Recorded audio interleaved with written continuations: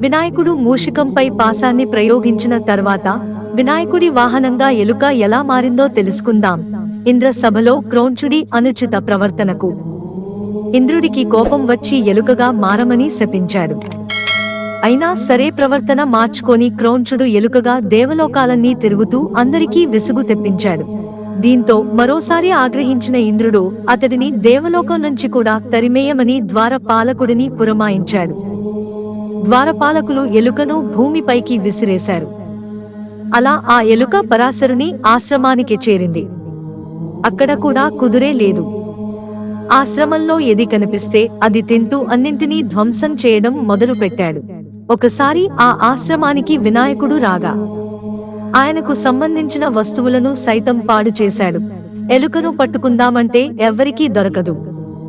ప్రయత్నించి విసిగిపోయిన ఋషులంతా పరాశరుడికి మొరపెట్టుకున్నారు. ఆయన వినాయకుడికి తరుణోపాయం సూచించమని కోరాడు. పరాశరుని కోరిక మేరకు వినాయకుడు తక్షణమే రంగంలోకి దిగాడు. తన ఆయుధమైన పాశాన్ని మూషికంపై ప్రయోగించగా అది దాని మెడకు చుట్టుకుని వినాయకుడి పాదాల చెంతకు ఎలుకను తీసుకొచ్చి పడేసింది. అప్పుడు క్రోంచుడు వినాయకుని కాళ్ల వద్ద పడి భయంతో వెంటనే క్షమించమని కోరాడు. వినాయకుడు దయార్ద్ర హృదయంతో క్రోంచుడిని క్షమించి మరలా పొరపాటు చేయకూడదని హెచ్చరించడంతో ఆదేశాలను పాటించడానికి ఒప్పుకున్నాడు. వినాయకుడి వాహనంగా ఎలుక ఎలా మారిందంటే మొత్తానికి వినాయకుడిని ఎలుక రూపంలో ఉన్న క్రోంచుడిని హెచ్చరించడంతో మరలా పొరపాటు చేయబోనని దయార్ద్ర హృదయంతో తనను క్షమించమని వేడుకున్నాడు. ఆపై తనకు శాప విమోచనం కలిగించాలని క్రోంచుడు వేడుకున్నాడు. తన గంధర్వ రూపాన్ని తనకు ఇవ్వమని కోరాడు.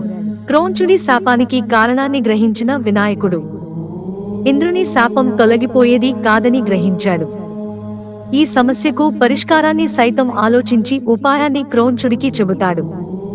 ఏ శుభకార్యమైనా నోములైనా వ్రతాలైనా ముందుగా మనం ఎలాంటి విఘ్నం కలిగించవద్దని కోరుతూ వినాయకుడిని పూజిస్తూ ఉంటాం. ఇంద్రుడి శాపాన్ని తొలగించడం సాధ్యం కాదు కాబట్టి మధ్య మార్గంగా మూషికం కూడా తనతో పాటు తొలి పూజలందుకునే వరాన్ని క్రోంచుడికి వినాయకుడు ప్రసాదించాడు. అప్పటి నుంచి వినాయకుడికి ఎలుక వాహనంగా మారింది. అయితే తరువాత వినాయకుడికి మరో సమస్య ఎదురైంది. తనదేమో భారీ ఖాయం. ఆ బరువును మూషికం మోయలేదు. కాబట్టి క్రోంచుడు తన బరువును మోయగలిగేలా సైతం వరాన్ని ప్రసాదించాడు. ఈ విధంగా గణపతి వాహనంగా మారిన ఎలుక ఆయనతో పాటు తొలి పూజను అందుకుంటున్నాడు. అలా చిట్టెలుక వినాయకుడికి వాహనంగా మారి ఆయనతో పాటు తొలి పూజను అందుకుంటోంది.